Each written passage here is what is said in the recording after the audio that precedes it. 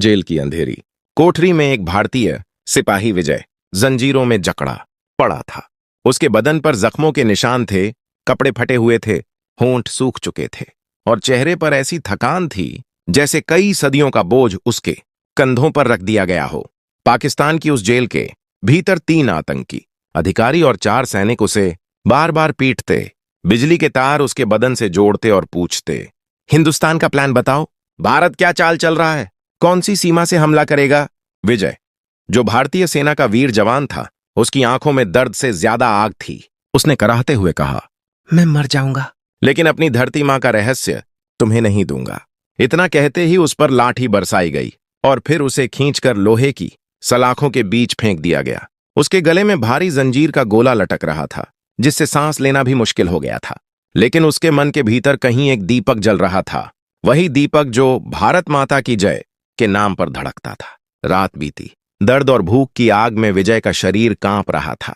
उसी समय उसने अपनी जेब में से एक तस्वीर गिरते देखी।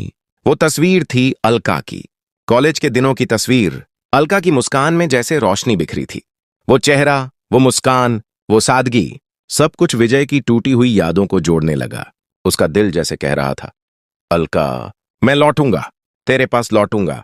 उधर जेल की दीवारें थीं, उधर यादें। जैसे जेल की अंधेरी कोठरी धीरे धीरे कॉलेज के मैदान में बदलने लगी।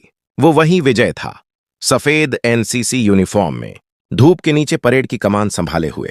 उसकी आवाज कॉलेज के मैदान में गूंजती थी, भारत माता की जय।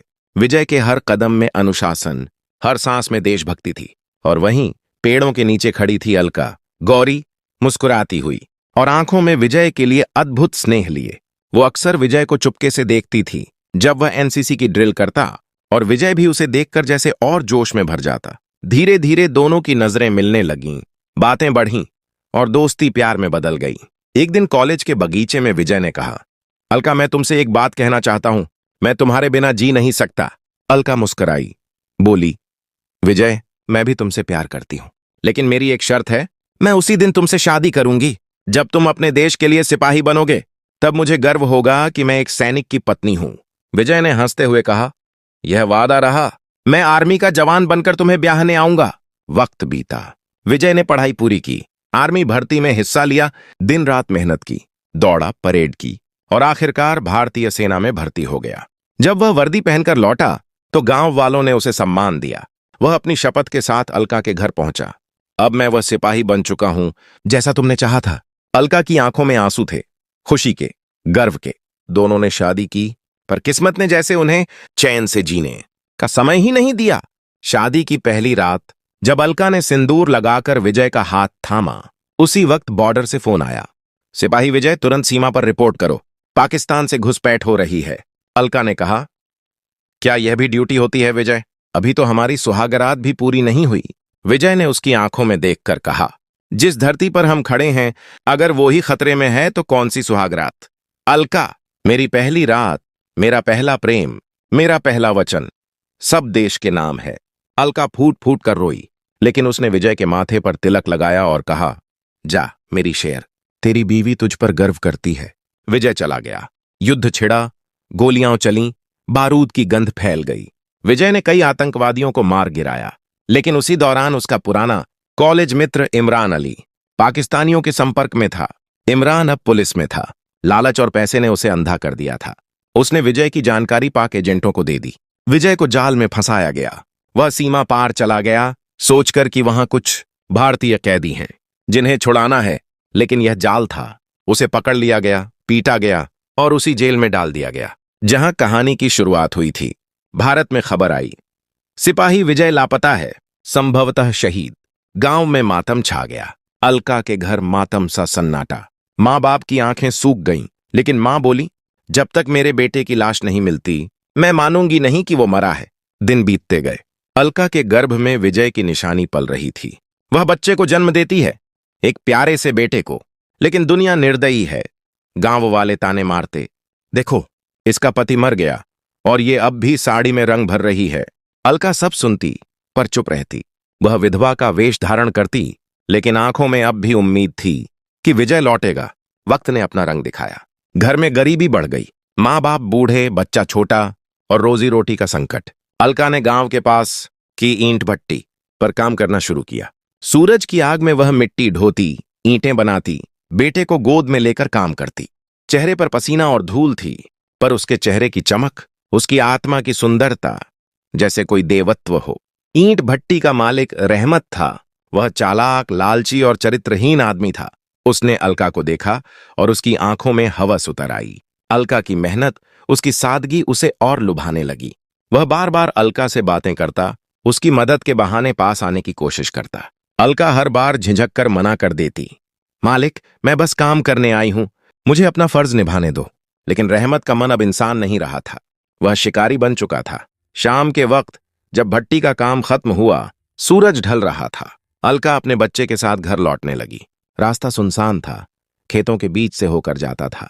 तभी रहमत अपनी जीप लेकर पीछे से आया और बोला, अलका बैठो, मैं छोड़ देता हूं। अलका ने साफ मना किया, नहीं मालिक, मैं चली जाऊंगी। वह जीप से उतरा, उसके रास्ते में आ गया। उसकी नीयत अब जहर बन चुकी थी। जंगल की झाड़ियों में झींगुरों की आवाज गूंज रही थी और उसी सन्नाटे में रहमत की जीप का इंजन गुर्रा रहा था। अलका अपने बच्चे को गोद में लेकर तेज तेज कदमों से चल रही थी।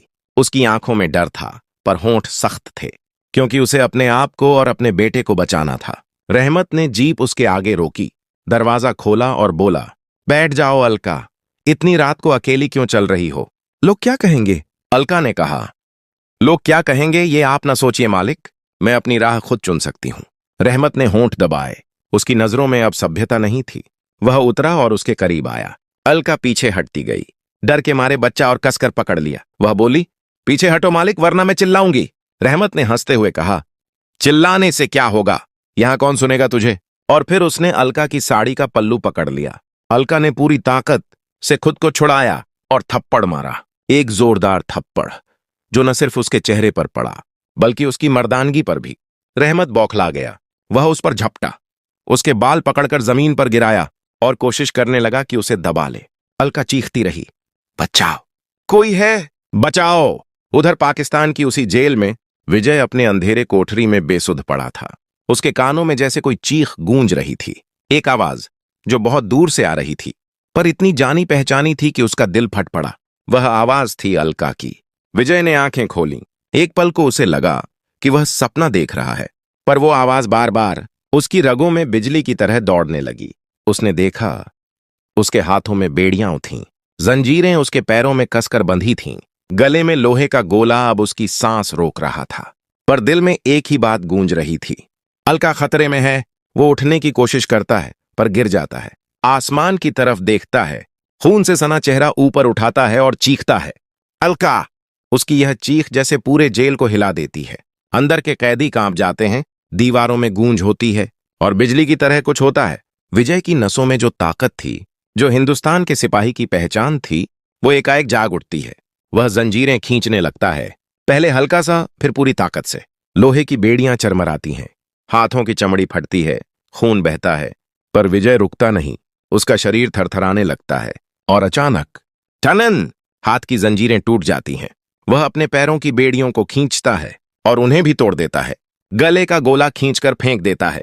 उसकी आंखों में अब सिर्फ एक आग थी, बदला और अपनी अलका को बचाने की आग। गार्ड दौड़ते हैं, गोलियां चलती हैं, पर विजय अब रुकने वाला नहीं। वह अपनी कैद से निकलता है, दीवारों पर चढ़ता है, जो भी सामने आता है उसे धक्का देकर गिरा देता है। उसकी हर सांस में अब हिंदुस्तान गूंज रहा था। जय हिंद! वह जेल की ऊंची दीवार फांदता है, गोली लगती है उसके कंधे पर वह दर्द की परवाह नहीं करता। वह भागता है, बर्फीली हवाओं में, पत्थरों पर नंगे पांव, खून की धार पीछे छोड़ता हुआ। आतंकवादी गाड़ियां लेकर पीछे लग जाते हैं, गोलियां दागते हैं, पर विजय एक एक से लड़ता है, उनकी बंदूकें छीनता है, कई आतंकवादियों को खत्म करता है। वह सीमा की ओर भागता है, कई घंटे, कई मील, कभी खेतों में, कभी झाड़ियों में, कभी नदी में तैरता हुआ। वह टूट चुका था, पर उसकी आत्मा जिंदा थी। उसकी एक ही दिशा थी, हिंदुस्तान, और एक ही मकसद, अलका। आखिरकार वह हिंदुस्तान की सीमा पर पहुंचता है। उसका शरीर अब लहूलुहान था, चेहरा मिट्टी और खून से सना हुआ, कपड़े फटे हुए, लेकिन उसकी आंखों में गर्व था। वह जमीन पर गिरकर उस मिट्टी को चूमता है। मां, मैं लौट आया। रात का वही समय था जब रहमत अलका को जमीन पर गिराकर उसके साथ जबरदस्ती कर रहा था। अलका चीख रही थी, खुद को बचाने की कोशिश कर रही थी, लेकिन रहमत ने उसे कसकर पकड़ रखा था। उसी वक्त जंगल के रास्ते में किसी ने दूर से वही आवाज सुनी, बचाओ। वह विजय था, थका हुआ, टूटा हुआ, लेकिन उस आवाज ने जैसे उसमें फिर से जान डाल दी। वह उधर भागा, झाड़ियों को चीरता हुआ। अलका के पास रहमत झुका हुआ था। अलका की आंखों से आंसू और मिट्टी मिलकर कीचड़ बन गए थे। वह आखिरी बार चिल्लाई, विजय। और तभी एक जोरदार चीख, एक तूफान, एक छाया झाड़ियों से निकल कर आई। विजय ने रहमत को पीछे से पकड़कर उठा फेंका। वह गिरा, जमीन पर लुढ़का। विजय ने उसे बालों से पकड़ा और उसके चेहरे पर मुक्का मारा। रहमत चिल्लाया, तू कौन है बे? विजय ने दहाड़ कर कहा, वो जिसकी बीवी पर तूने हाथ उठाया है। अलका ने ऊपर देखा, वो चेहरा, वही आंखें, वही सांसें। विजय! वो चीखी, विजय, तुम जिंदा हो। वह भागकर उसके पास आई। विजय ने रहमत को इतनी बुरी तरह मारा कि वो वहीं बेहोश होकर गिर पड़ा। अलका ने विजय को गले लगाया। वो पल जैसे वक्त रुक गया हो। दोनों की आंखों से आंसू बह रहे थे। दोनों ने एक दूसरे को महसूस किया, जैसे जिंदगी लौट आई हो। विजय ने कहा, मैं लौट आया हूं अलका, मैं तुझे बचाने आया हूं। अलका ने रोते हुए उसके सीने पर सिर रख दिया। मुझे पता था तुम आओगे। विजय ने उसे और उसके बच्चे को गोद में उठाया और गांव की तरफ चल दिया। रास्ते में उसके कदम लड़खड़ा रहे थे, लेकिन उसने बच्चे को संभाला, अलका को थामा और अपनी बची हुई ताकत से उन्हें घर तक पहुंचाया। वो गिर पड़ा घर की चौखट पर। मां दौड़कर आई, बोली, विजय, मेरा बेटा। विजय की आंखों से आंसू निकले। उसने मां के पैर छुए। मां, तेरी कसम, मैं वापस आ गया। गांव में जैसे चमत्कार हो गया। लोग हैरान थे कि विजय जिंदा है। सबके होंठों पर जयकार थी, पर विजय के दिल में अब एक आग थी, इमरान अली के खिलाफ। उसे याद आया, वही था जिसने उसे धोखा दिया था। अगले दिन वह सेना मुख्यालय गया। वहां अपने अफसर को पूरी बात बताई, कैसे इमरान अली ने पाकिस्तान को जानकारी दी, कैसे उसने अपने दोस्त को फंसाया। अधिकारियों ने जांच शुरू की। कुछ ही समय में सबूत मिले और इमरान अली को गिरफ्तार किया गया। विजय ने उसे सामने देखा। इमरान बोला, भाई, मैंने गलती की थी। विजय ने कहा, जिस गलती से देश की मिट्टी लहूलुहान हो जाए, वो गलती नहीं, गुनाह होती है। और उसने उसे धक्का देकर जेल की दीवारों में बंद करा दिया। विजय का चेहरा अब शांत था। वो अपने बेटे के सिर पर हाथ रखता है, अलका की आंखों में झांकता है। अब मैं कभी तुम्हें अकेला नहीं छोड़ूंगा। अलका मुस्कुराती है, कहती है, अब हमारे बीच कोई जंजीर नहीं, न बेड़ी न सीमा। सुबह का सूरज उगा तो गांव में जैसे नई जिंदगी उतर आई थी। विजय के लौट आने की खबर फैल चुकी थी। गांव के लोग, बच्चे, बूढ़े, सब उसके घर के बाहर इकट्ठा थे। किसी की आंखों में आंसू थे, किसी की आंखों में गर्व। गांव की औरतें बोल रही थीं, देखो, यही है असली सिपाही, जिसने मौत को भी हरा दिया। अलका ने पूजा का दीपक जलाया, घर के आंगन में फूल बिछाए और भगवान के सामने माथा टेक कर बोली, धन्यवाद प्रभु, मेरे पति को लौटा दिया। विजय ने पास जाकर उसके सिर पर हाथ रखा। अब हमारी जिंदगी फिर शुरू होगी अलका, पर पहले मुझे एक काम पूरा करना है, अपने साथियों के लिए, अपने देश के लिए। कुछ ही हफ्तों में सेना मुख्यालय से बुलावा आया। विजय को दिल्ली पहुंचना था।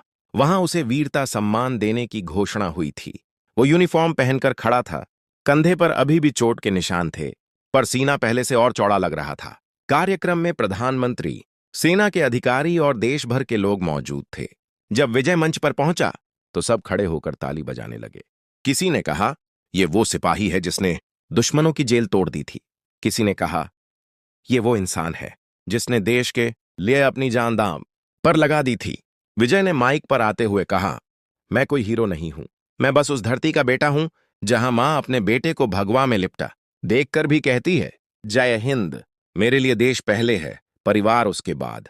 और आज अगर मैं खड़ा हूं तो अपनी पत्नी अलका की वजह से, जिसने मुझे हर दर्द में याद किया, हर अंधेरे में मेरा नाम पुकारा। अलका की आंखों से आंसू बह निकले। सारा हाल तालियों से गूंज उठा।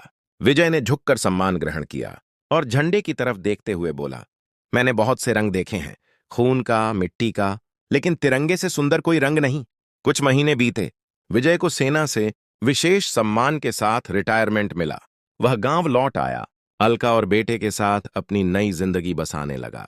वो बच्चों को परेड सिखाता, गांव के नौजवानों को कहता, देशभक्ति सिर्फ बंदूक उठाने से नहीं होती, कभी मिट्टी बचाना भी युद्ध जीतना होता है।